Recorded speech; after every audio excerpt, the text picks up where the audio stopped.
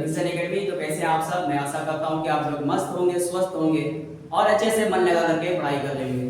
तो आज फिर से मैं उसामा सर आप सबके सामने एक बेहतरीन सा टॉपिक लेकर के आए इंग्लिश का, जो कि हम लोग फाउंडेशन बैच में पढ़ रहे थे, एकदम बेसिक से इंग्लिश सीख रहे थे। तो आज ये बेसिक इंग्लिश का 3rd क्लास है। इससे पहले 2 क्लास हो चुकी है। जो भी बच्चे इससे पहले की 2 क्लास नहीं अटेंड किए, पहले जाकर के उस क्लास को देख लें, उसके बाद इस क्लास पे आना है। तो चलिए आज जो हम लोग सीखेंगे वो सीखेंगे मॉडर्न क्लासिफिकेशन ऑफ नाउन। इससे पहले हम लोग लेटर के बारे में सीखे। ये जो क्लास हम लोग शुरू किए हैं फाउंडेशन बैच, एकदम लेटर से शुरू किए। कहां से? लेटर से शुरू किए। उसके बाद वर्ड के बारे में देखे, नहीं लेटर में देखे कैपिटल लेटर, स्मॉल लेटर, जिसको कि अपर केस लेटर और लोअर केस लेटर भी बोलते हैं। उसके बाद देखे वर्ड होने के लिए जब हम लोग किसी लेटर को अच्छे से अरेंज करते हैं तब एक वर्ड बनता है, और वर्ड हम उसको तब तक नहीं बोलेंगे जब तक उसका कुछ ना कुछ अर्थ नहीं निकले। तो वर्ड भी देखे। उसके बाद सेंटेंस देखे कि किस तरह से शब्द या फिर शब्दों के समूह से हम लोग कोई वाक्य या फिर सेंटेंस बनाते हैं, और सेंटेंस होने के लिए उसका कुछ ना कुछ सेंस देना चाहिए, तब हम उसको सेंटेंस बोलेंगे। इसी तरह से अभी हम लोगों ने क्या बोलते हैं कि पार्ट्स ऑफ स्पीच को भी कवर किया है। नाउन देखे, प्रोनाउन देखे, एडजेक्टिव, वर्ब, एडवर्ब और प्रीपोजिशन, कनेक्शन, इंटरजेक्शन, ये सारा चीज हम लोग पहले की वीडियो में कवर कर चुके हैं, एकदम अच्छे से कवर किए। ठीक है, तो आज हम लोग पढ़ेंगे मॉडर्न क्लासिफिकेशन ऑफ नाउन। क्या पढ़ेंगे? Modern classification of the noun. बोलते हैं मॉडर्न ग्रामर के अनुसार, किसके मतलब आधुनिक भी बोल सकते हैं, या फिर मॉडर्न ग्रामर के अनुसार नाउन के 3 भेद हैं। कितने भेद हैं? 3 भेद। एक प्रॉपर नाउन, जो कि हम लोग पहले पढ़ चुके हैं। जब हम लोग पढ़ रहे थे पार्ट्स ऑफ स्पीच, वहां ही प्रॉपर नाउन के बारे में अच्छे से पढ़े थे, यानी किसी भी खास व्यक्ति, वस्तु या स्थान के खास नाम को ये प्रॉपर नाउन कहते हैं। तो ये वाला ऑलरेडी हम लोग पढ़ चुके। नहीं पढ़ना हमको कौन सा है? काउंटेबल और अनकाउंटेबल। कौन सा? काउंटेबल और अनकाउंटेबल। काउंटेबल किसको बोलेंगे? जिसको गिन सकते हैं उसको काउंटेबल, और जिसको नहीं गिन सकते उसको अनकाउंटेबल। लेकिन हाँ, काउंटेबल के साथ हम लोग क्या क्या चीज इस्तेमाल करते हैं वो चीज थोड़ा सा ध्यान में रखेंगे कि काउंटेबल के साथ हम लोग नंबर का इस्तेमाल कर सकते हैं, आर्टिकल का इस्तेमाल कर सकते हैं, नहीं, और काउंटेबल को हम लोग एक दो इस तरह से नंबर में गिन भी सकते हैं। लेकिन अनकाउंटेबल के साथ ना तो हम लोग नंबर का इस्तेमाल करेंगे, ना ही आर्टिकल का। तो चलिए एक एक करके अब एक और से अच्छे से देखते हैं। नहीं, पहला नंबर क्या है? Proper noun. प्रॉपर नाउन के बारे में ऑलरेडी हम लोग पहले ही पार्ट्स ऑफ स्पीच में पढ़ चुके हैं। तो आज हम लोग पढ़ेंगे काउंटेबल नाउन। क्या पढ़ेंगे? Countable noun. बोलते हैं जिस नाउन की गिनती की जा सकती है। क्या बोल रहा है? कि जिस नाउन की गिनती की जा सकती है। नाउन सबको पता होगा, noun is a naming word. ये भी याद रखना है कि noun is a naming word. बोलते हैं जिस नाउन की गिनती की जा सकती है उसको क्या बोलेंगे? काउंटेबल नाउन कहेंगे। जिसको गारंटी से क्या कहते हैं? क्या बोलेंगे? Countable noun. क्या बोलते हैं? The noun which can be counted is called the countable noun। क्या बोल रहा है? which can be counted मतलब गिना जा सकता है, उसी को हम लोग countable noun बोलेंगे। जैसे कौ है, कौ यानी गाय को हम लोग गिन सकते हैं। डॉग है, ये भी countable noun है क्योंकि इसको, कुत्ते को भी हम लोग गिन सकते हैं। मैन है, बॉय है, गर्ल है, एप्पल है, पेन है, ये सब क्या है? ये सब countable noun है, क्योंकि हम इन सब चीजों को आसानी से गिन सकते हैं। इससे पहले हम लोग नंबर का भी इस्तेमाल कर सकते हैं, आर्टिकल का भी इस्तेमाल करेंगे, क्योंकि ये मेरा काउंटेबल नाउन है। क्या है? काउंटेबल नाउन है। उसके बाद जैसे रूम है, विलेज है, रोड है, क्लास है, ये सब चीज हम लोग गिन सकते हैं, इसलिए इसको हम लोग काउंटेबल नाउन बोलेंगे। जो बोलता है क्या बोल रहा है, जैसे नोट में देखो, सॉरी, ठीक है। उसके बाद क्या बोल रहा है 3 नंबर में? Uncountable noun. क्या बोल रहा है? Uncountable noun. काउंटेबल नाउन क्या देखिए, जिसको हम लोग गिन सकते हैं। जब काउंटेबल नाउन होगा तो उससे पहले हम लोग आर्टिकल का भी इस्तेमाल करेंगे, नंबर का भी इस्तेमाल करेंगे। नहीं तो काउंटेबल नाउन जिसको हम लोग गिन सकते हैं, जैसे यहाँ पे दिया होता है एग्जांपल दिया मेरा, कुछ गाय है, कुत्ता है, मैन है, बॉय है, गर्ल है, एप्पल है, सेब, मतलब ये सारा चीज हम लोग गिन सकते हैं, इसको हम लोग काउंटेबल नाउन बोलते हैं। ठीक है, अब तीसरा नंबर में आता है अनकाउंटेबल नाउन, यानी कि जिसको हम लोग गिन नहीं सकते। क्या नहीं कर सकते? गिन नहीं सकते। जैसे पानी हुआ, तेल हुआ, या फिर खाने पीने जैसे आटा हुआ, चावल हुआ, ये सब चीज हम लोग गिन नहीं सकते। तो क्या बोल रहा है कि अनकाउंटेबल नाउन जिस नाउन की गिनती नहीं की जा सकती। क्या नहीं की जा सकती? मतलब जिस नाउन की गिनती नहीं की जा सकती उसे अनकाउंटेबल नाउन कहते हैं। नहीं, इधर बोलता है noun which can not be counted. वहां बोल रहा था काउंटेड, यहां बोल रहा है व्हिच कैन नॉट, मतलब कैन नॉट बी काउंटेड मतलब गिन नहीं सकते, is called the uncountable noun. मतलब जिसको हम लोग गिन नहीं सकते उसको क्या बोलेंगे? Uncountable noun. क्या बोलेंगे? Uncountable noun. जैसे यहाँ पे देखो एग्जांपल दिया हुआ है, क्या दिया हुआ है? कुछ एग्जांपल दिया हुआ है। नहीं, जैसे पानी, वाटर नहीं गिन सकते, ऑयल है, मिल्क है, हनी है, गोल्ड है, सिल्वर है, राइस है, लव है, ये सब क्या है अनकाउंटेबल नाउन है। नहीं, जैसे म्यूजिक है, ऑनेस्टी है, चाइल्डहुड है, ये सब हमारा क्या है अनकाउंटेबल नाउन है, इसको हम लोग गिन नहीं सकते। नहीं, अब यहाँ पे कुछ नीचे दिया हुआ है, क्या दिया हुआ है कि हम लोग पहले पार्ट्स ऑफ स्पीच में ये सारा चीज पढ़े। कॉमन नाउन जिससे कि पूरी जाति का बोध हो रहा था, कॉमन नाउन जिससे क्या हो रहा था पूरी जाति का बोध हो रहा था। किसका बोध हो रहा था? पूरे जाति का बोध हो रहा था। नहीं, उसके बाद होता है कलेक्टिव नाउन। कलेक्टिव नाउन यानी जिससे कि पूरे समूह का, कम्युनिटी का बोध हो रहा था। तो कॉमन नाउन और कलेक्टिव नाउन ये दोनों क्या होता है काउंटेबल नाउन होता है। ये बात याद रखना कि कॉमन नाउन जिससे कि पूरी जाति का बोध हो रहा था और कलेक्टिव नाउन जिससे कि पूरे समूह का बोध हो रहा था, ये दोनों क्या होता है काउंटेबल नाउन होता है। उसके बाद होता है मेटेरियल नाउन और एब्स्ट्रैक्ट नाउन। मेटेरियल नाउन हम लोग इससे पहले वाला क्लास में पढ़ चुके हैं। मेटेरियल नाउन जो भी सब्सटेंस होगा, पदार्थ होगा, जैसे खाने पीने की चीज जिसको कि हम लोग नाम के तौर पर खरीदते नहीं, कैसे खरीदते हैं नाम के तौर पर जो चीज खरीदते हैं उसको हम लोग मेटेरियल नाउन बोलते हैं। उसके बाद एब्स्ट्रैक्ट नाउन भी पढ़े, यानी कि जिससे भाव क्या हो, इमोशन नहीं, इसको ना तो हम लोग छू सकते ना देख सकते, बस उसके बारे में सोच सकते हैं। क्या कर सकते हैं? सोच सकते हैं, उसी को हम लोग एब्स्ट्रैक्ट नाउन बोल रहे थे। तो मेटेरियल नाउन और एब्स्ट्रैक्ट नाउन ये दोनों अनकाउंटेबल होगा। क्या होगा? अनकाउंटेबल होगा। और कॉमन नाउन और कलेक्टिव नाउन काउंटेबल होगा। ये बात याद रखना है। क्या याद रखना है? कॉमन नाउन और कलेक्टिव नाउन काउंटेबल नाउन और एब्स्ट्रैक्ट नाउन और मेटेरियल नाउन अनकाउंटेबल नाउन। जैसे यहाँ पे दिया हुआ है, क्या दिया हुआ है इसमें होमवर्क है। क्या है? समझो एक होमवर्क है। क्या है? होमवर्क है। होमवर्क में क्या बोला है? इनमें से काउंटेबल नाउन को चुनकर लिखना है। मतलब इसमें वो सारे नाउन जिसको हम लोग गिन सकते हैं उसको चुन करके लिखना है। जैसे कैट है, ऑब्वियसली हम लोग गिन सकते हैं कैट को, बिल्कुल गिन सकते हैं। डॉग है, इसको भी गिन सकते हैं। कॉ है, इसको भी गिन सकते हैं। बुक कोई भी हो उसको भी गिन सकते हैं। जैसे क्लास है, इसको भी गिन सकते नहीं। जैसे गोल्ड है, एप्पल है, लव है, लेकिन नहीं, लव को हम लोग गिन नहीं सकते। ऑयल है, हनी है, ये सब को हम लोग गिन नहीं सकते। ना तो शहद को गिन सकते, ना तेल को गिन सकते, वो सारा क्या हो जाएगा अनकाउंटेबल हो जाएगा। जैसे मिल्क है, इसको भी नहीं गिन सकते, ये अनकाउंटेबल हो जाएगा। जैसे टेबल है, ये काउंटेबल हो जाएगा। वुड क्या है? वुड क्या है? वुड यानी लकड़ी मेरा अनकाउंटेबल नाउन होता है। क्या होता है?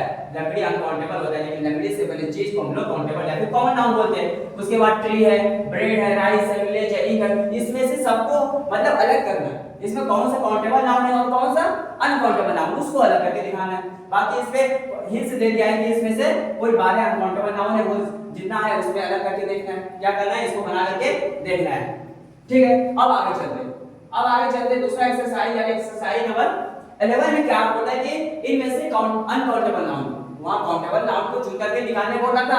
अब यहाँ क्या बोला है कि अनकाउंटेबल नाउन को चुन करके निकालना है। जैसे इंक है, पेन है, ये तो काउंटेबल हो जाएगा। वाटर है, अनकाउंटेबल है। काउ तो काउंटेबल है। चेयर भी काउंटेबल है। बर्ड भी काउंटेबल है। बुक भी काउंटेबल है। घी भले अनकाउंटेबल है। टी अनकाउंटेबल है। मिल्क काउंटेबल है। मतलब इसी तरह से जितने भी अनकाउंटेबल नाउन है उसमें से अलग करके लिखना है। क्या करना है? अलग करके लिखना है। मतलब इसमें से जितने भी अनकाउंटेबल नाउन्स को अलग करते हैं। नहीं, अब आगे हम लोग देखते हैं क्या करते हैं, आगे देखते हैं। अब देखेंगे जैसे कि हम पहले पार्ट्स ऑफ स्पीच बताए थे, बस उसका डेफिनेशन बताए थे। क्या बताए थे? उसका डेफिनेशन बताए थे। नहीं, उसका सिर्फ डेफिनेशन बताए थे, लेकिन अब क्या बताए पार्ट्स ऑफ स्पीच का अच्छे से पोस्टमार्टम करेंगे और उसका अच्छे से रिपोर्ट निकालेंगे। क्या करेंगे?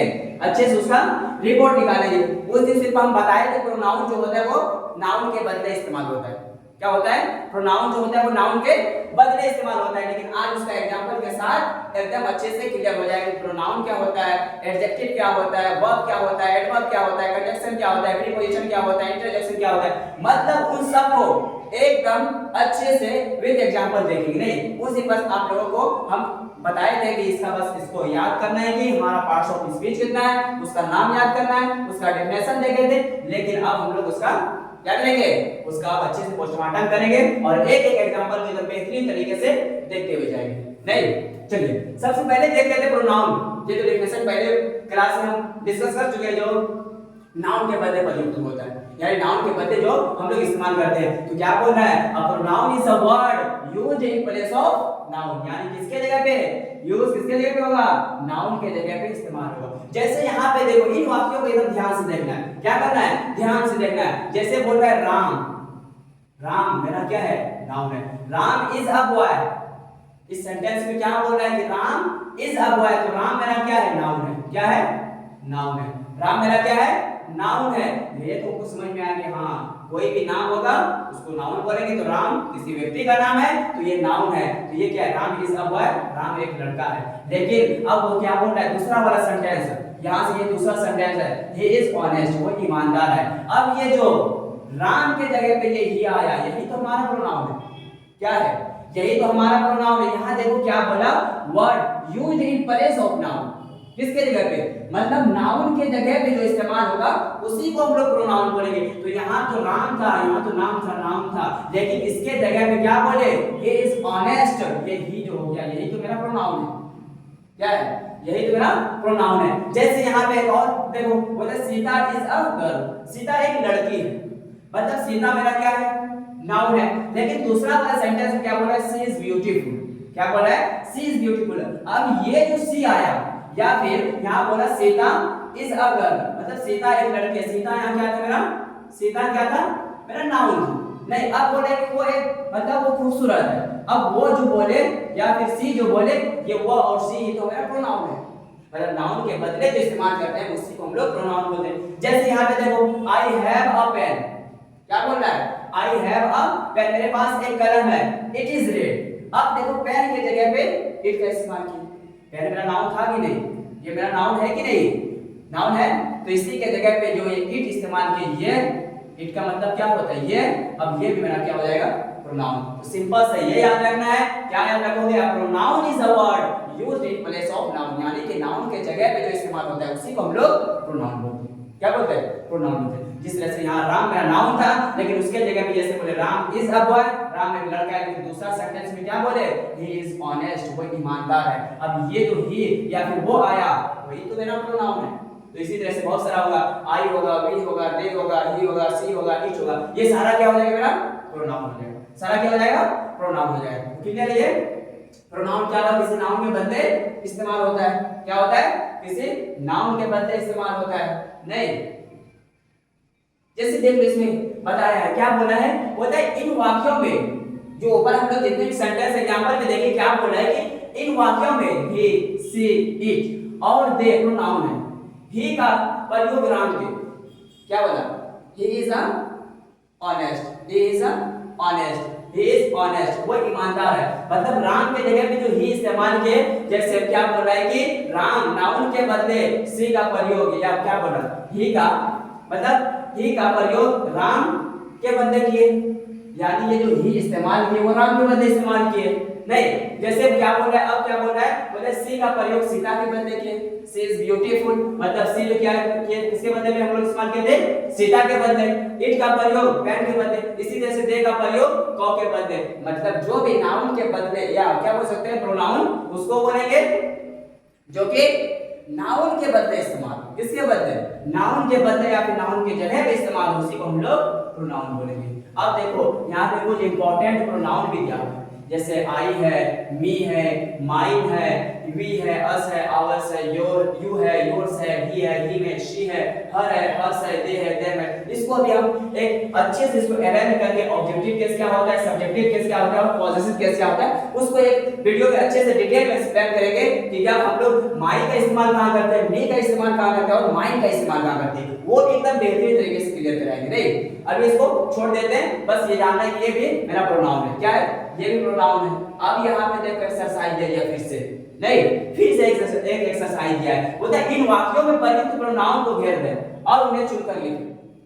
क्या बोल रहा है, ये जितने भी सेंटेंस हमारे पास दिया हुआ है इसमें प्रोनाउन को घेरना है, यानी सर्कल करना है। जैसे आई एम अ गर्ल, मैं एक लड़की हूं, इस तरह से जैसे बोलेगा तो आई क्या हो जाएगा, प्रोनाउन हो जाएगा।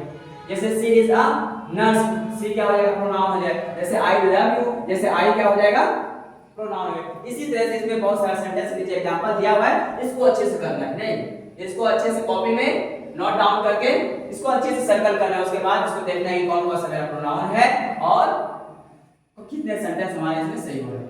नहीं, अब आगे देखते हैं। अब आगे क्या देखते हैं, अब यहाँ देखो बोलता है कि फर्स्ट पर्सन या फिर सेकंड पर्सन क्या होता है या फिर थर्ड पर्सन क्या होता है, ये चीज जान लो। जैसे आई और वी फर्स्ट पर्सन होता है, नहीं, यू सेकंड पर्सन और ही से इट, और फिर उन सबको हम लोग क्या बोल सकते हैं, थर्ड पर्सन बोलेंगे। नहीं, तो ये चीज नॉर्मल सा चीज है। जैसे यहाँ पे कुछ चीजें दिया हुआ है, बहुत बच्चे को ये भी कंफ्यूज होता है कि ही का इस्तेमाल कहाँ करते हैं और शी का इस्तेमाल कहाँ करते हैं। होता है ही का प्रयोग पुरुष जाति के लिए होता है, किसके लिए? पुरुष जाति के लिए, या फिर मर्दों के लिए भी बोल सकते हैं इसको, नहीं? जैसे शी का इस प्रयोग स्त्री जाति के लिए होता है, और इन का प्रयोग वस्तु मतलब क्या बोले, वस्तु या छोटे जानवर के लिए होता है, मतलब कोई चीज, कोई छोटा सा ऑब्जेक्ट हो उसके लिए करेंगे, या फिर जानवर के लिए हम लोग इट का इस्तेमाल करते हैं। दे का प्रयोग प्लूरल नाउन के लिए के बदले होता है, मतलब प्लूरल एक से अधिक नाउन के लिए हम लोग दे का प्रयोग होता है। तो ये भी ध्यान में रखना है, नहीं?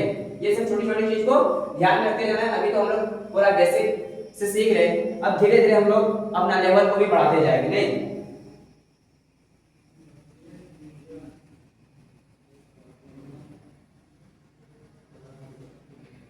अब आगे क्या है देख लेते हैं इसको। यहाँ पे बहुत सारा एक्सरसाइज दिया हुआ है, नहीं? बहुत सारा एक्सरसाइज दिया हुआ है, वो सारा एक्सरसाइज जिसको करना होगा स्क्रीनशॉट लेकर करके दिखाएगा हमको। व्हाट्सएप में ग्रुप बनाया हुआ है ऑलरेडी ऑनलाइन क्लास के लिए, वहां जाकर वो होमवर्क दिखा सकते हैं, नहीं? अब पढ़ेंगे एडजेक्टिव। क्या पढ़ेंगे? एडजेक्टिव यानी कि विशेषण। एडजेक्टिव उसको बोलेंगे जो नाउन या फिर प्रोनाउन की विशेषता बताएंगे। इसका डेफिनेशन ऑलरेडी हम लोग पढ़ चुके हैं, नहीं? इसका डेफिनेशन ऑलरेडी हम लोग पढ़ चुके हैं आज, लेकिन ये देखें कि एडजेक्टिव किस तरह से किसी सेंटेंस में किस तरह से विशेषता बताता है। उस दिन हम एग्जांपल को छोड़े थे, क्योंकि पहले उस दिन हमको जितने भी पार्ट्स ऑफ स्पीच था उसको याद कराना था। अब इसका हम लोग एक एक करके अच्छे से पोस्टमार्टम करेंगे और अच्छे से रिपोर्ट निकालेंगे। क्या? चलो सबसे पहले देख लेते हैं। बोला an adjective is a word. बोलता है adjective is a word that qualifies a noun और अ प्रोनाउन, मतलब नाउन या फिर प्रोनाउन को क्वालिफाई करेगा, या फिर नाउन और प्रोनाउन के विशेषता को बताएगा, मतलब खूबी को बताएगा, खासियत को बताएगा, नहीं? जैसे देखो रेड है कोई चीज, जैसे बोलेंगे दिस मार्कर इज रेड। क्या बोलेंगे? दिस मार्कर इज रेड, मतलब इस मार्कर की जो विशेषता ये रेड बता रहा है, बता रही नहीं? ये मार्कर मेरा क्या है? नाम है मार्कर, तो इसको नाउन बोलेंगे, नहीं? तो क्या करेगा? नाउन या फिर प्रोनाउन की जो विशेषता बताएगा उसी को एडजेक्टिव बोलेंगे। जैसे रेड है, गुड है, बेड है, स्ट्रांग है, स्वीट है, बिग है, टॉल है, शॉर्ट है, काइंड है, ये सब क्या है? ये सब एडजेक्टिव है। जैसे अब इन वाक्यों को अच्छे से देखते हैं, क्या करते हैं? इस वाक्य को अच्छे से देखते हैं। जैसे बोला मोहन इज टॉल। मोहन मेरा क्या है? ये चीज सबका क्लियर होना चाहिए कि मोहन मेरा क्या है? नाउन है। क्या है? मोहन मेरा नाउन है। मेरा डेफिनेशन क्या बोल रहा है? Is a word that qualifies a noun. Noun को मतलब क्वालिफाई करेगा, या फिर एक प्रोनाउन को क्वालिफाई करेगा। नाउन या फिर प्रोनाउन की विशेषता बताएगा। मेरे पास यहाँ देखो बोलता है मोहन इज अ टॉल, मतलब मोहन इज टॉल। मोहन क्या है? लंबा है। तो मोहन मेरा नाउन है, और क्या बता रहे हैं? मोहन लंबा है। ये जो लंबा है यही तो मेरा एडजेक्टिव है। क्या है? यही तो मेरा एडजेक्टिव है। क्या है? ये मेरा एडजेक्टिव है।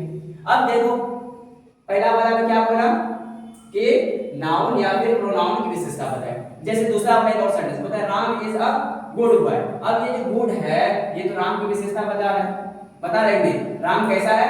एक अच्छा लड़का है। ये जो अच्छाई को बता रहा है इसी को तो एडजेक्टिव बोलते हैं। क्या बोलते हैं? एडजेक्टिव बोलते हैं।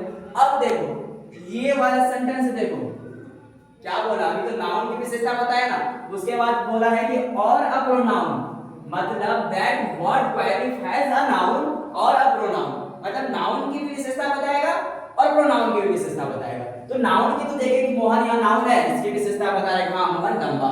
क्या बता रहा है?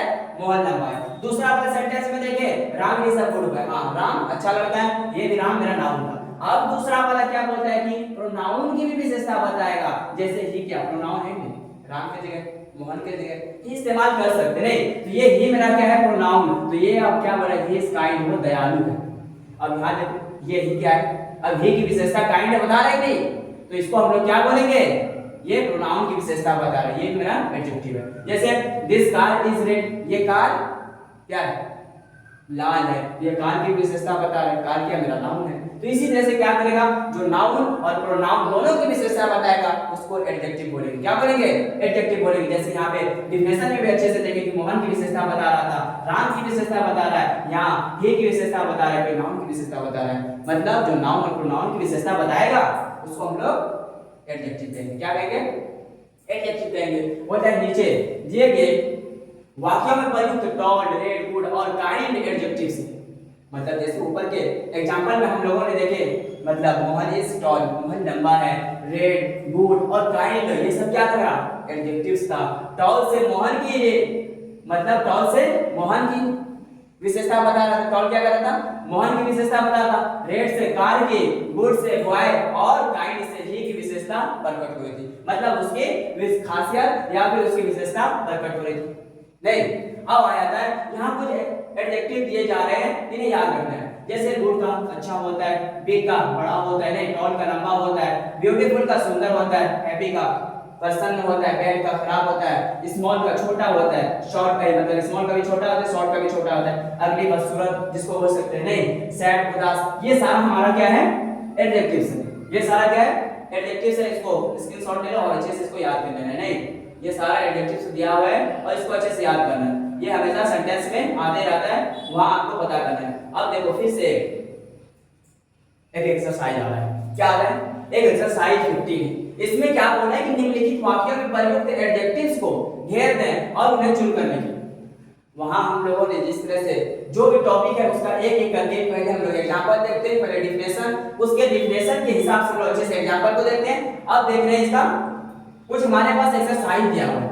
एक्सरसाइज में क्या बोलना है कि प्रयुक्त एडजेक्टिव्स मतलब जितने भी एडजेक्टिव्स इस्तेमाल हुए उसको सर्कल करना है। जैसे बोला I have a red pen, I have a red pen, इसमें बताना है कि कौन सा मेरा एडजेक्टिव्स है। जैसे पेन की विशेषता कौन बता रहा है? यहाँ रेड बता रहा है, नहीं बिल्कुल बता रहा है कि पेन कैसा है? लाल है। तो ये रेड मेरा क्या हो जाएगा? एडजेक्टिव्स हो जाएगा। जैसे सीता इज पुअर, सीता कैसी है? मतलब सीता गरीब है, तो ये गरीब मतलब सीता की विशेषता बता रहे नहीं, या फिर गरीबी सीता के बारे में बता रहे, नाउन है, इसकी विशेषता बता रहे। इट इज कोल्ड वेदर, ये कोल्ड क्या है? ये प्रोनाउन की विशेषता बता रहा है। तो एडजेक्टिव्स उसको बोलेंगे जो प्रोनाउन या फिर नाउन की विशेषता बताएंगे। यहाँ पे देखो बहुत सारा क्या दिया हुआ है, एक्सरसाइज के लिए दिया हुआ है। ये ऐसा होमवर्क करना है, सबको कर करके दिखाना है, नहीं तो बहुत लंबा वीडियो हो जाएगा। बस हम एक दो देखते हैं। जैसे सीता इज गुड, गुड क्या मेरा एडजेक्टिव है, बैड क्या मेरा एडजेक्टिव है, गुड भी एडजेक्टिव है, नहीं फैट मेरा एडजेक्टिव है, काइंड एडजेक्टिव है, बॉल नहीं, बिग मेरा एडजेक्टिव है। इसी तरह से ऐसे ऐसे सर्कल करना है। पहले इस सेंटेंस को कॉपी में नोट डाउन कर लेना है, उसके बाद जितने भी एडजेक्टिव्स है उसको अच्छे से सर्कल करके दिखाना है। ठीक है, अब आगे बढ़ते हैं। अब आता है वर्ब। वर्ब यानी कि जो किसी काम के करने, जिससे कि किसी काम के करने होने या फिर किसी चीज के पास होने के पोजीशन को दिखाएगा, जिसको कि हम लोग वर्ब बोलते हैं। नहीं बोलते a verb is a word which shows an action a state or possession। जैसे हम लोग क्या बोल सकते हैं, किसी काम के करने को दिखाएगा। जैसे मैं पढ़ा रहा हूं, ये भी मेरा काम है, नहीं पढ़ाने के काम के बारे में बता रहा है वर्ब। क्या कर रहा है? मैं पढ़ा रहा हूं, तो यहाँ भी एक काम हो रहा है, पढ़ाने का काम हो रहा है। इसी तरह से किसी चीज के होने को दिखाएगा। जैसे बोलेंगे मैं बीमार हूं, या फिर बोलूं मैं एक लड़का हूं, आई एम अ बॉय, तो मेरे होने को दिखा रहा है, मतलब लड़का होने को भी दिखा रहा है, किसी काम के करने को भी दिखाएगा और किसी चीज के होने को भी दिखाएगा, और कोई पास होने की पोजीशन को भी दिखाएगा, कोई किस स्थिति में है।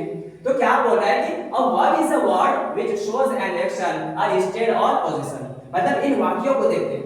जैसे बोल रहा है कि गोपी प्लेज, इससे पता चले कि गोपी खेल रही है या फिर गोपी खेलता है, इससे खेलने का पता चलता है। क्या पता चले? गोपी प्लेज, गोपी खेलता है, इससे पता चले गोपी खेलने का काम कर रहा है। दूसरा वाला सेंटेंस में क्या बोला कि राम इज इल, मतलब राम बीमार है, यहाँ पे होने को दिखा रहा है, कोई चीज है उस चीज को दिखा रहा है मेरा वर्ब। क्या कर रहा है? जो चीज है उस चीज को दिखा रहा है मेरा वर्ब, मतलब राम बीमार है, होने को दिखा रहा है।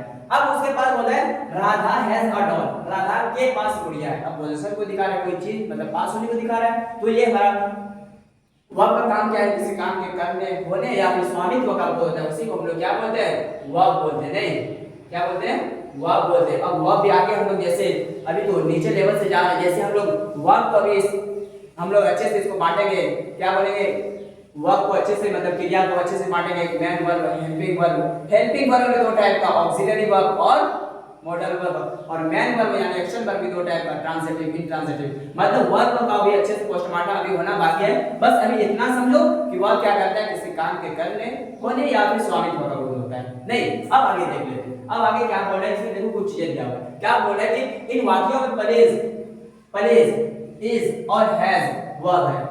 मतलब जैसे बोले गोपी प्लेज, गोपी खेलता है, तो ये क्या है मेरा? ये भी वर्ब है। इज जैसे बोले ही इज इल, वो बीमार है, इज भी मेरा वर्ब है। और हैज जैसे बोले Radha has a doll, Radha मतलब हैज भी क्या मेरा वर्ब है। प्लेज से खेलने का कार्य, प्लेज से क्या बोल रहा है कि ये जो प्लेज है इससे खेलने का कार्य का और इससे बीमार होने की दशा का बोध हो रहा है। क्या बोलते वर्ब किसी काम के करने, होने या फिर दशा या फिर स्वामित्व का बोध करेगा। तो यहाँ पे इस क्या कर रहा था, बीमार होने की दशा का, और है से स्वामित्व का बोध हो रहा है। कौन था, जैसे राधा हैज अ डॉल, नहीं मतलब यहाँ कुछ वर्ब दिए जा रहे हैं, इन्हें याद रखना है। जैसे यहाँ पे कुछ वर्ब दिया जा रहा है, इसको याद रखना है। क्या करना है, याद रखना है, जैसे ईट। और एक चीज ये भी बता दूं कि अगर मैन वर्ब और हेल्पिंग वर्ब को समझना है तो एक चीज बस याद रखना। क्या याद रखोगे कि अगर मैन वर्ब के लास्ट में हमेशा ना आएगा, क्या आएगा, मैन वर्ब के लास्ट में हमेशा ना आएगा। जब भी कंफ्यूजन हो तो देख लेना उसका हिंदी मीनिंग करके क्या मतलब होता है। नहीं तो यहाँ पे दिखा देते हैं, प्रूफ सामने रखा हुआ, जैसे ईट खाना, ना आ रहा है, रीड पढ़ना, ना आ रहा है, गो जाना, ना आ रहा है, कम आना, ना आ रहा है। तो मतलब जितने भी तुम्हारा मैन वर्ब होगा उसके लास्ट में ना आएगा। जैसे ड्रिंक पीना, गिफ्ट देना, जंप कूदना, लिव रहना, डू करना, सेल बेचना, रन दौड़ना, लव प्यार करना, मतलब जितने भी तुम्हारे मैन वर्ब है उसके लास्ट में ना आएगा। इस चीज को दिमाग में बैठा लो। क्या करना है, दिमाग में बैठा लेना है, कभी भी मैन वर्ब खोजने में परेशानी नहीं होगी। ठीक है, अब आगे देखते हैं। ये सारा वर्ब है, इसको याद करना है। क्या करना है, वो याद करना है। अब यहाँ पे देखो कुछ हेल्पिंग वर्ब भी है, नहीं जैसे एम है, इज है, आर है, वाज है, वर है, हैव है। और जैसे कि ये भी बता दूं कि हैव और डू मैन वर्ब और हेल्पिंग वर्ब दोनों होता है। इस चीज को याद रखना है। नहीं जैसे हैज है, हैड है, कैन है, कुड है, शेयर है, शुड है, विल है, वुड है, मे है, माइट है, मस्ट है, आउट है, ये सब मेरा हेल्पिंग वर्ब है। क्या, जैसे हम लोग वर्ब को अच्छे से पढ़ेंगे ना, वहां पढ़ेंगे हेल्पिंग वर्ब और मैन वर्ब, वहां इसको अच्छे से देखेंगे कि हेल्पिंग वर्ब क्या क्या होता है। उसमें भी हेल्पिंग वर्ब में ऑक्सिलरी और मॉडल वर्ब को देखेंगे, और क्या होता है एक्शन वर्ब में ट्रांजिटिव, इंट्रांजिटिव, उसको अच्छे से क्लैरिफाई करेंगे। चलिए, अब एक होता है कि वाक्य में प्रयुक्त वर्ब को कहते हैं और उन्हें चुन कर लिखें। जैसे बोलते हैं रीड, बताए थे रीड का मतलब क्या होता है, पढ़ना होता है। क्या होता है, पढ़ना होता है। रीड ये मेरा वर्ब है। जैसे सी लाभ, ये लाभ का हंसना होता है। तो हम इसमें बोलते हैं कि जितने भी वर्ब है उसको चुन करके लिखना है। तो जैसे बता ही दिए, जितना भी वर्ब है उसको चुन करके लिखना है। नहीं, ये सारा होमवर्क के तौर पे करना है। क्या करना है, होमवर्क के तौर पे करना है। इसको स्क्रीनशॉट ले लो और अच्छे से कॉपी में इसको नोट डाउन करके जितने भी वर्ब है उसको सर्कल करना है। नहीं, अब देखो क्या बोला है, man verb and helping verb. क्या बोला है, man verbs and helping verbs. Man verbs जिसको मुख्य क्रिया भी कहते हैं, हेल्पिंग वर्ब्स जिसको सहायक क्रिया भी कहते हैं। बोलते हैं वाक्यों में प्रयोग के आधार पर हम वर्ब को दो वर्गों में बांटते हैं। क्या करते हैं, बांट सकते हैं। जैसे मैन वर्ब जिसको प्रिंसिपल वर्ब या फिर फुल वर्ब या फिर प्रधान क्रिया कहते हैं। मैन वर्ब हो गया, इसको हम लोग मैन वर्ब बोलेंगे, प्रिंसिपल वर्ब भी बोलेंगे, फुल वर्ब भी बोलेंगे, एक्शन वर्ब भी बोलेंगे। नहीं, जैसे हेल्पिंग वर्ब सहायक क्रिया बोलता है। मैन वर्ब क्या बोला है, मैन वर्ब जो किसी क्रिया वाक्य में, क्या बोला है, जो क्रिया वाक्य में मुख्य काम करती है।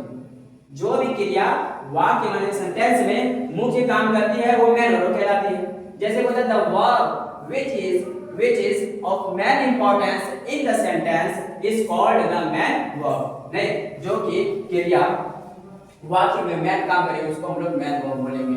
क्या बोलेंगे, मैन वर्ब बोलेंगे। जैसे यहाँ पे दिया हुआ था, और इसको पहचानने का भी हमने ट्रिक बता दिया कि मैन वर्ब के लास्ट में क्या आएगा, ना आएगा। मैन वर्ब के लास्ट में क्या आएगा, ना आएगा। जैसे यहाँ पे मेरा मैन वर्ब दिया हुआ है, रीड है, नहीं रीडिंग है, यहाँ एम भी है। और एक चीज ये भी याद रखना कि जब वर्ब अगर सिर्फ एक ही वर्ब हो तो हेल्पिंग वर्ब भी मैन वर्ब या फिर उसी को हम लोग मैन वर्ब भी कहते हैं। नहीं, जैसे यहाँ पे देखो रीड मेरा मैन वर्ब है, जैसे आई एम रीडिंग, अगर दोनों रहेगा तब मैन वर्ब जो रहेगा उसी को मैन वर्ब बोलेंगे। जैसे इस एग्जांपल से ले सकते हैं कि जब घर में कोई गार्जियन नहीं रहता, अगर पिताजी गार्जियन है, जब तक घर में पिताजी रहेंगे तो पिताजी वो सारा काम करेंगे, मैन काम वही करेंगे।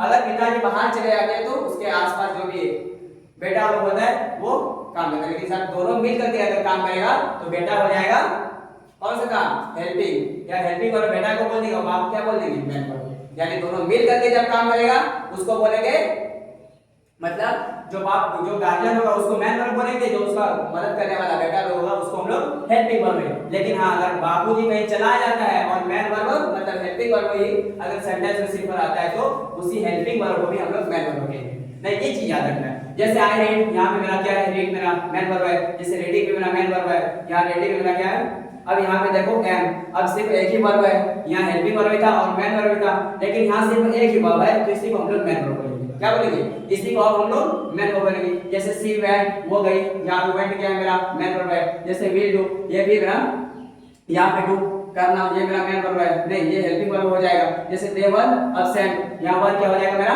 Man verb. मतलब अगर दोनों हेल्पिंग वर्ब और मैन वर्ब आ रहा है तो मैन वर्ब को मैन वर्ब बोलेंगे और उसके सामने जो आता है उसको हेल्पिंग वर्ब। लेकिन हाँ अगर सेंटेंस में सिर्फ एक ही वर्ब आ रहा है तो उसको ही हम लोग मैन वर्ब मानेंगे। क्या करेंगे, उसी को मैन वर्ब। जैसे देखो यहाँ पे क्या हुआ है, बोलते हैं हेल्पिंग वर्ब जो क्रिया टेंस यानी काल वॉइस मतलब वो क्या बोल रहा है, वाक्य मोड यानी क्रिया भाव इत्यादि बनाने में प्रधान की सहायता करती है, वह हेल्पिंग वर्ब कहलाती है। क्या बोलता है, हेल्पिंग वर्ब कहलाती है। क्या बोल रहा है देखो, अब इंग्लिश से डेफिनेशन से इसको अच्छे से समझते हैं। क्या बोल रहा है, बोल क्या रहा है कि बोलता है a helping verb is one which helps the man verb to form a tense voice mode। देख बोलता है इन वाक्यों में मोटे अक्षरों से छपे शब्द हेल्पिंग वर्ब्स हैं। क्या बोल रहा है, इसमें जितने भी मोटे क्या हुआ है मतलब बोल्ड क्या है वो सारा क्या है हेल्पिंग। जैसे आई एम रीडिंग, यहाँ एम क्या है मेरा हेल्पिंग वर्ब है, ये रीडिंग क्या था मेरा मैन वर्ब। लेकिन यहाँ तो हमको हेल्पिंग वर्ब कोई नहीं बोल रहा है तो एम क्या है मेरा हेल्पिंग वर्ब है और रीडिंग मेरा मैन वर्ब है। जैसे यहाँ पे इज भी मेरा क्या है हेल्पिंग वर्ब है, नहीं जैसे क्या मेरा हेल्पिंग वर्ब है, शुड मेरा हेल्पिंग वर्ब है। तो क्या बोलेंगे हेल्पिंग वर्ब की संख्या 24 है, ये भी याद रखना हेल्पिंग वर्ब की संख्या 24 है जो निम्नलिखित है am is are was were do does did have has had shall should can could, ये सब मेरा क्या है हेल्पिंग वर्ब। मे है, मस्ट है, माइट है, विल है, वुड है, ऑट है, नीड है, डेयर है, यूज्ड टू है, ये सब मेरा क्या है हेल्पिंग वर्ब है। यानी हेल्पिंग वर्ब की संख्या भी 24 है। अब नोट को देख लेते हैं, नोट को देख लेते हैं। नोट में क्या बोल रहा है, यदि किसी वाक्य में एक ही वर्ब हो तो वह मैन वर्ब कहलाएगा। मतलब किसी वाक्य में अगर दोनों आ रहा है तो एक हेल्पिंग वर्ब हो जाएगा और एक मैन वर्ब। जो मैन वर्ब रहेगा उसको मैन वर्ब बोलेंगे, बाकी जो हेल्पिंग वर्ब रहेगा उसको हेल्पिंग वर्ब। लेकिन हां अगर सिर्फ एक ही वर्ब रहता है तो उसको हम लोग क्या बोलेंगे, उसी को मैन वर्ब मानेंगे। क्या बोलेंगे, उसी को मैन। जैसे यहां देखो आई एम अ बॉय, यहां पे एम क्या है मैन वर्ब है, लेकिन सी इज इल, अब ये इज क्या है मेरा इज क्या है, ये मेरा मैन वर्ब है। क्या है मैन वर्ब है। अब नीचे देख लेते हैं, नीचे देख लेते हैं क्या है, यहाँ पे देखो कुछ चीजें। जैसे ही हैज अ कार, उसके पास एक कार है, हैज मेरा क्या है मैन वर्ब है। जैसे ही वेंट, वेंट क्या है मेरा मैन वर्ब है, क्या है मैन वर्ब है। जैसे आई डिड इट, ये डिड मेरा क्या है मैन वर्ब है। जैसे दूसरा नोट में क्या बोल रहा है कि हेल्पिंग वर्ब की संख्या 24 है। इन्हें कुछ वर्ब्स ऐसे जिनका प्रयोग मैन वर्ब की और हेल्पिंग वर्ब दोनों ही प्रकार से विभिन्न वाक्यों में किया जाता है। यानी कि जिस भी वाक्य में दोनों रहेगा तो एक मैन वर्ब जो रहेगा उसको मैन वर्ब बोलेगा और एक हेल्पिंग वर्ब रहेगा। नहीं उसके बाद क्या बोल रहा है, बोलते आई एम अ बॉय, मैं एक लड़का हूं, तो यहाँ एम क्या है मेरा मैन वर्ब है, क्योंकि यहाँ पे सिर्फ एक ही वर्ब था। क्या था, एक ही वर्ब था, इसलिए इसी को हम लोग मैन वर्ब बोलेंगे। जैसे आई एम रीडिंग, यहाँ पे देखो ये हेल्पिंग है, ये मैन वर्ब है, तो एम क्या हो जाएगा मेरा हेल्पिंग वर्ब हो जाएगा और ये रीडिंग क्या हो जाएगा मेरा मैन वर्ब हो जाएगा। क्या हो जाएगा मैन वर्ब हो जाएगा। जहाँ एक रहेगा उसी को मैन वर्ब बोल देंगे, जहाँ दोनों रहेगा तो एक को हेल्पिंग वर्ब और एक मैन वर्ब हो जाएगा। जैसे सी हैज अ कार, यहाँ पे हैज क्या है मेरा मैन वर्ब है। जैसे सी हैज रिटन, अब यहाँ पे देखो ये हैज क्या हो जाएगा मेरा हेल्पिंग वर्ब हो जाएगा। क्या हो जाएगा हेल्पिंग वर्ब हो जाएगा। क्या हो जाएगा हेल्पिंग वर्ब हो जाएगा। नहीं टीचर मेरा क्या हो जाएगा मैन वर्ब हो जाएगा। ये सारा चीज ध्यान में रखना है कि अगर सेंटेंस में अगर एक ही वर्ब रहेगा तो उसी को हम लोग मैन वर्ब बोलेंगे, अगर दोनों रहेगा तो एक हेल्पिंग एक मैन वर्ब। जो मेरा मैन वर्ब होगा, मैन वर्ब की पहचान के लिए आएगा ईटन मतलब खाना, लास्ट में ना आएगा। तो चलिए अब तीसरा एक आखिरी नोट है, उसके बाद इस क्लास को भी एंड करते हैं। नहीं अब लास्ट नोट है, क्या बोल रहा है कि यदि किसी वाक्य में दो या दो से अधिक वर्ब, क्या बोल रहा है किसी वाक्य में दो या दो से अधिक वर्ब्स एक साथ प्रयुक्त हो तो सबसे अंत में आने वाला वर्ब मैन वर्ब कहलाएगा। मतलब जब किसी भी वाक्य में दो या दो से अधिक वर्ब्स प्रयोग हो तो सबसे लास्ट में जाने वाला मैन वर्ब मतलब वर्ब को ही हम लोग मैन वर्ब कहलाएगा और अन्य वर्ब हेल्पिंग वर्ब कहलाएंगे। जैसे यहाँ देखो आई हैव बीन रीडिंग, मतलब ये मेरा मैन वर्ब हो जाएगा। क्या क्या हो जाएगा मैन वर्ब हो जाएगा और लास्ट में इधर जितना भी है उसको हम लोग हेल्पिंग वर्ब बोलेंगे। जो लास्ट में आएगा वही मैन वर्ब बनाएगा। मतलब एक से अधिक अगर वर्ब आ रहा है यानी मतलब दो से अधिक वर्ब आ रहा है मेरा, तो जो सबसे लास्ट में आएगा वो मैन वर्ब बन जाएगा, बाकी इधर मेरा हेल्पिंग वर्ब। तो ये सारा हम लोग आज की क्लास में यहीं तक देखते हैं। बाकी आगे के हम लोग एडवर्ब और जितने भी बचे हैं मेरा पार्ट्स ऑफ स्पीच उसको एकदम डिटेल में देखेंगे, विद एग्जांपल देखेंगे और जितने भी क्वेश्चन आता है तो आप कमेंट बॉक्स में पूछ सकते हैं। और जिस भी टॉपिक पे वीडियो चाहिए तो आप हमें कमेंट बॉक्स में कर सकते हैं। बाकी अगर कोई भी अगर बसंतरा इलाके से है तो ऑफलाइन क्लास ज्वाइन करना चाहते हैं तो द विजन एकेडमी ज्वाइन कर सकते हैं, जिसका कि एड्रेस है कदालबाग बसंतरा हॉस्पिटल के पास। तो चलिए आज की क्लास को यहीं खत्म करते हैं, तब तक के लिए गुड बाय।